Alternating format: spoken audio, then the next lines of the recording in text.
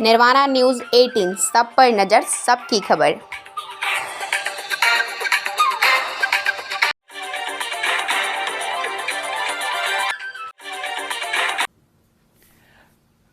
आप सब लोगों को मेरा नमस्कार।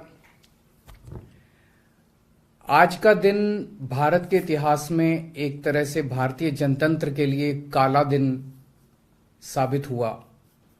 आज संसद के अंदर दिल्ली के लोगों को गुलाम बनाने वाला बिल पास कर दिया गया। ये बिल दिल्ली के लोगों को बेबस बना देता है, असहाय बनाता है, लाचार बनाता है, गुलाम बनाता है। जब हम आज़ाद नहीं हुए थे 1935 में, अंग्रेज़ों ने एक कानून बनाया था। उस कानून का नाम था गवर्नमेंट ऑफ इंडिया एक्ट। उस कानून में अंग्रेज़ों ने ये लिखा था कि भारत में चुनाव तो होंगे, लेकिन जो सरकार चुनी जाएगी उसको कोई काम करने की पावर नहीं होगी, काम करने की शक्तियां नहीं होंगी। जब हमारा देश आज़ाद हुआ तो हमने संविधान बनाया और संविधान में हमने लिखा कि चुनाव होंगे, लोग अपनी सरकार चुनेंगे और जो सरकार चुनेंगे उस सरकार को लोगों के लिए काम करने की सारी शक्तियां होंगी। आज आज़ादी के 75 साल के बाद प्रधानमंत्री मोदी जी ने दिल्ली के लोगों की आज़ादी छीन ली। उन्होंने 1935 वाला अंग्रेज़ों का कानून बनाया है कि दिल्ली के लोग, चुनाव तो होंगे दिल्ली में, दिल्ली के लोग अपनी सरकार तो चुनेंगे, लेकिन उस सरकार को काम करने की कोई भी शक्ति नहीं होगी। ये कानून आज हमारे देश की संसद ने पास किया है। दिल्ली के लोगों की वोट की अब कोई कीमत नहीं बची है। अब सरकार बनाई, उस सरकार की कोई शक्ति नहीं है। सुप्रीम कोर्ट ने एक आदेश दिया था, 11 मई को सुप्रीम कोर्ट ने आदेश दिया था। सुप्रीम कोर्ट ने क्या कहा? सुप्रीम कोर्ट ने कहा भारत एक जनतंत्र है। इस जनतंत्र में हम अपनी सरकार चुनते हैं, जनता अपनी सरकार चुनती है और उस सरकार को जनता के लिए काम करने की पूरी ताकत होनी चाहिए, सुप्रीम कोर्ट ने कहा। प्रधानमंत्री जी ने एक ही हफ्ते के, सुप्रीम कोर्ट का जैसे आदेश आया, एक हफ्ते के बाद उसको सुप्रीम कोर्ट के आदेश को पलट दिया और उसके खिलाफ एक अध्यादेश लेके आए।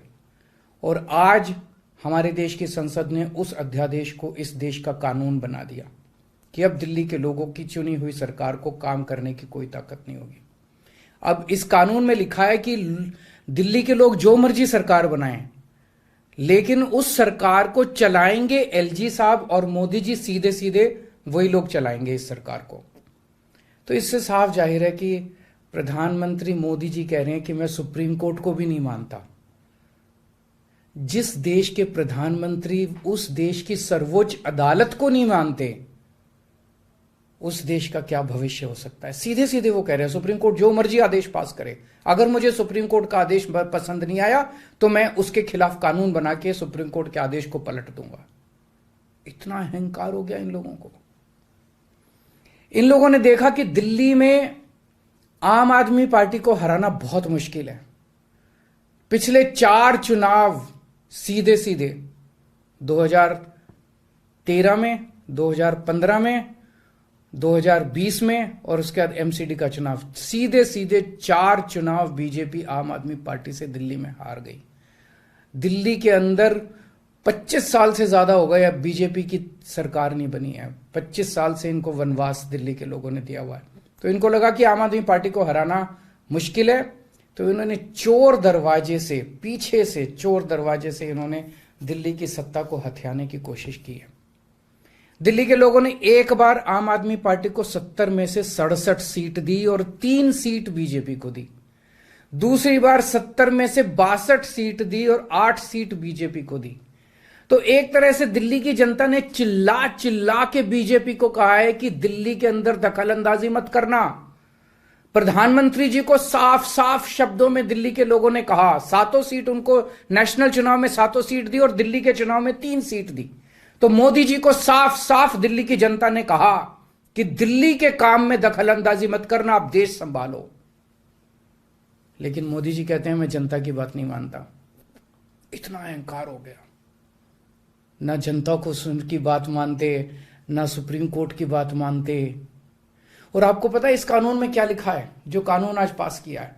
इस कानून में लिखा है कि दिल्ली के ऊपर से नीचे A category, B category, C category, D category, जितने दिल्ली सरकार के कर्मचारी हैं, उन सारे कर्मचारियों को के बारे में सारी पॉलिसी केंद्र सरकार बनाएगी। उनकी ट्रांसफर पॉलिसी, कौन अधिकारी, कौन चपरासी क्या काम करेगा, ये देश के प्रधानमंत्री बैठ के दिल्ली सरकार का कौन सा चपरासी क्या काम करेगा, कौन सा चपरासी फाइल उठाएगा, कौन सा चपरासी चाय पिलाएगा, कौन सा चपरासी खाना, ये काम रहेगा प्रधानमंत्री जी को। इसके लिए प्रधानमंत्री बनाया था देश का कि आप दिल्ली के चपरासियों की ट्रांसफर पॉलिसी बनाओगे बैठ के प्रधानमंत्री बन के। आप केंद्र चलाओ ना, आप दिल्ली के अंदर क्यों दखल अंदाजी कर रहे हो? आपको क्या लगता है ऐसा क्यों कर रहे हैं? वो ऐसा इसलिए कर रहे हैं क्योंकि पिछले 7-8 साल में बिना किसी पावर के भी हम लोगों ने जो काम किए हैं, हमने इतने शानदार स्कूल बनाए, इतने शानदार अस्पताल बनाए, 24 घंटे बिजली कर दी, बिजली फ्री कर दी, पानी घर घर पहुंचा रहे हैं, सड़कें बनाई, इतने सारे काम हम लोगों ने कर दिए। इनसे वो काम नहीं हो रहे। 30-30 साल से गुजरात के अंदर इनकी सरकार है, बेड़ा गर्क है गुजरात का। हरियाणा के अंदर इनकी सरकार बनी, हरियाणा में बेड़ा गर्क है इनका। मणिपुर के अंदर बीजेपी की सरकार है, मणिपुर को जला दिया इन लोगों ने। इसलिए केजरीवाल के साथ कंपटीशन नहीं कर सकते, काम में कंपटीशन नहीं कर सकते, हमारे जैसे काम नहीं कर सकते, आम आदमी पार्टी के जैसे काम नहीं कर सकते। इसलिए केजरीवाल को काम करने से रोको, किसी भी तरह से केजरीवाल को काम करने से रोको, बस ये इनका मकसद है। मैं सुन रहा था अमित शाह जी को, वहां पे संसद में भाषण दे रहे थे, कहते हैं झगड़ते बहुत हैं ये लोग, झगड़ते बहुत हैं ये लोग। मैं स्कूल बनाता हूं, ये मेरे को स्कूल नहीं बना देते। फिर मैं जब इनसे कहता हूं मेरे को स्कूल बना देने दो, तो कहते हैं झगड़ता बहुत है केजरीवाल।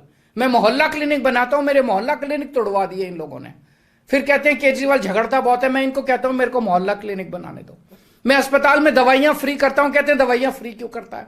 मैं बिजली फ्री करता हूं, कहते हैं केजरीवाल फ्री भी दे रहा है, फ्री की रेवड़ियां दे रहा है, कहते हैं झगड़ते बहुत हैं।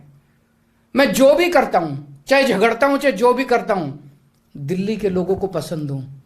इसीलिए 3 बार 4-4 बार दिल्ली के लोगों ने मेरे को, जो भी कर रहा हूं ठीक ही कर रहा हूं, तभी 4-4 बार लोगों ने हमें वोट दिया।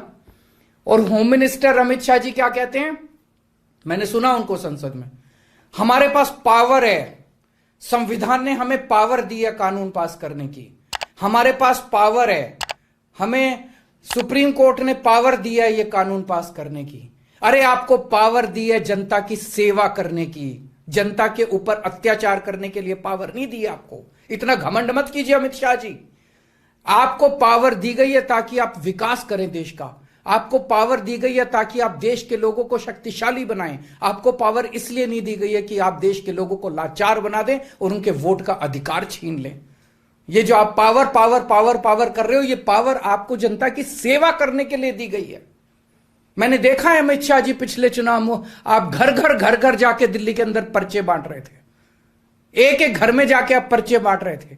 दिल्ली के लोगों ने आपको नकार दिया। अब आप दिल्ली के लोगों को तमाचा मारने आ गए।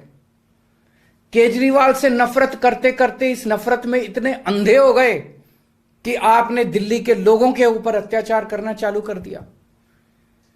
और मैं प्रधानमंत्री जी को याद दिलाना चाहता हूं, 2014 के चुनाव में प्रधानमंत्री जी आप खुद आए थे दिल्ली, आपका भाषण उठा के देखिए।